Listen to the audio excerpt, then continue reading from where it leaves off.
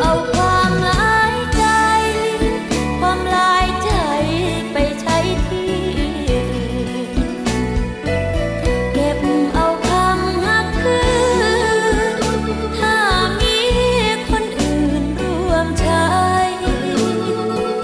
ก่อนโทรมาเบอร์นี้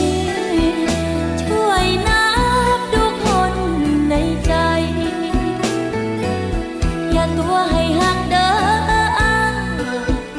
ถ้ายังจริงใจบ่พออย่าตัวให้หักเด้อถ้ายังจริงใจบ่พอ